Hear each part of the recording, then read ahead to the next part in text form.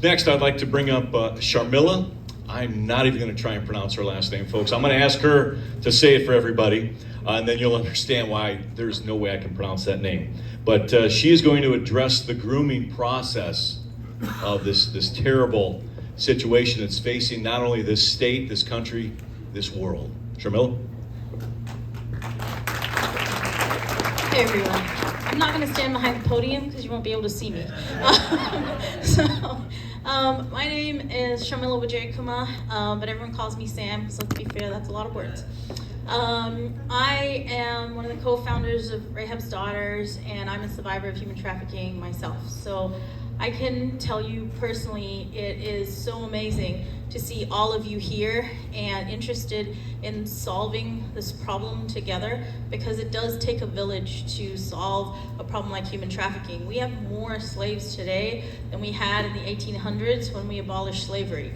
And that's what this is, guys. It's slavery. As somebody who went through it, I can tell you that, I was 16 when it happened to me, and I was your typical statistic. I ran away from home after trying to commit suicide, which I was unsuccessful in doing. And when I headed out to try to get a job, the job I found was in what I thought was a nightclub, turned out to be a brothel, and I didn't see the light of day for many, many months. And I was one of the ones that was basically forced immediately to do things, but the way that stuff has evolved, that's not how human trafficking happens anymore. Today, there's a really interesting subset of grooming going on, and it's the same for labor or sex trafficking.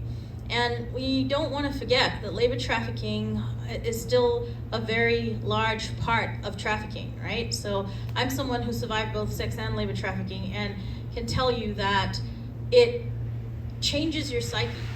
And while only God can change that back, there is so much that has to happen through these grooming processes. And I want to talk a little bit about that grooming today, because all of you can recognize it and do something about it today when you see it. Because especially here in the US, every year our organization works at major sporting events and conventions. We're gearing up for Super Bowl next month.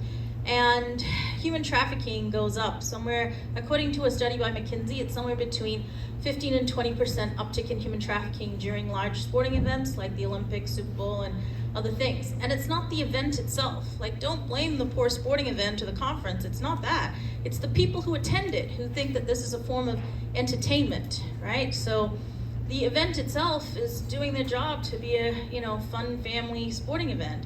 But the folks visiting have found that there's new ways of entertainment. So to sort of fulfill that demand, they're putting ads, right? So we run a call center all year long, but during Super Bowl, it's very well staffed up. And we take ads using data science to target which ones are more likely to be trafficking victims or others. These days, on average, during a Super Bowl, there's somewhere between 20 and 50,000 ads posted that have the intention of grooming victims during this month. And therefore, jobs like waitressing, photographer, model, and so many different options, right? And we actually rescued a young lady from Super Bowl 2020. She had answered an ad. She lives in Nebraska. She answered an ad in Nebraska to become a model for a jeans company, a legitimate business, folks. He did in fact own a denim company in which he made jeans for. But when he brought folks to work as models in the jeans company, that's not where they ended up. In fact, this particular gentleman had brought 19 different people to work in human trafficking under the assumption that they were coming to do modeling jobs in the Miami, Tampa Bay area, but instead were flown in and taken to parties and sold over and over again. And he takes a lot of time, right? He took the time to interview them, to show them his jeans brand, to go through and introduce them to other people online, But the very day they showed up for work, they were turned out immediately. And that's not a rare case, right? Unfortunately, that's not a rare case. A lot of times they even bring them in to work first. So last year's call center uncovered, even though we were calling ads in Florida, we uncovered a labor trafficking, soon to be sex trafficking ring in Alabama, because they had posted ads. There were 9 people when they arrived, they had been minors, who were sold by their families in Guatemala to come and work in restaurants here. And they were being used as busboys and waitresses and whatever, living in a 1-bedroom apartment, all 9 of them, and they'd been trafficked there for quite a while. There was 1 minor left, and they were going to turn her out at Super Bowl to start a sex trafficking ring.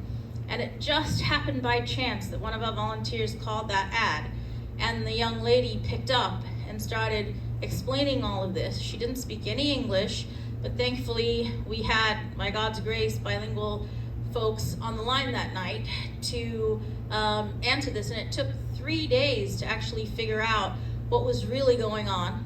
She didn't know where she was, she couldn't tell us, so it took quite a bit of cooperation with law enforcement to pinpoint that, and then to get a local NGO to help us get them out.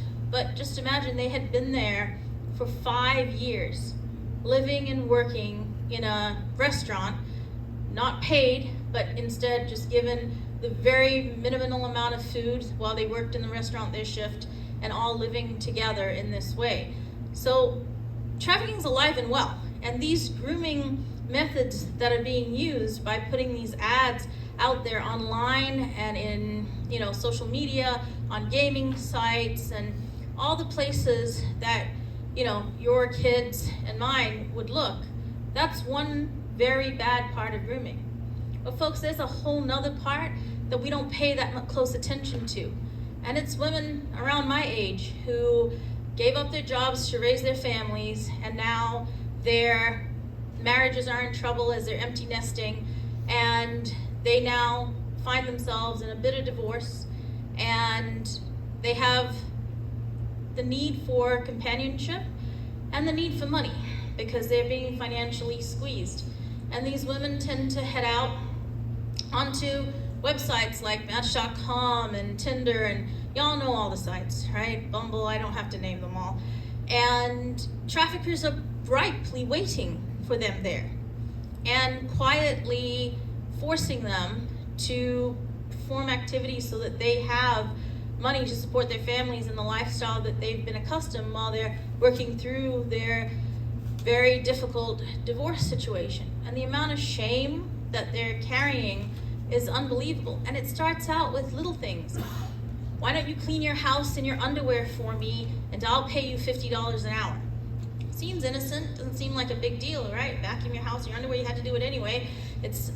But little by little, this turns into a grooming activity for which they are then blackmailed that these videos will be shown to their spouse's lawyer, and they're very quickly ending up in very difficult situations. And those are some of the grooming activities that are taking place for both sex and labor trafficking. But you guys can help here, because if you see these ads online, check on them, guys. Test to see how legitimate they are. If your friends and family are trying to answer these ads, your nieces, your nephews, your folks in your families, don't let anybody go somewhere to take up a new job alone. Please send a member of the family with them, because it's very hard to turn out your niece, your nephew, your son, your daughter if you're with them, right? It's in fact almost impossible. So this is one way that you can very immediately impact things and talk to your friends and neighbors and families, because you can, just with that, if you know of kids, foster kids, or other sort of vulnerable kids who are heading off to get a job by themselves, go with them. They don't have anyone else. Someone just said that. Talking about the migrant kids, they don't have anyone else. Be that person. Be that person who says, you know what? I'm gonna hop on a plane with you, or that train, or whatever. I'm gonna make sure you're okay when you take up that first job. That's one way every one of us can serve our communities. So thank you so much. And if you want to hear more, let us know.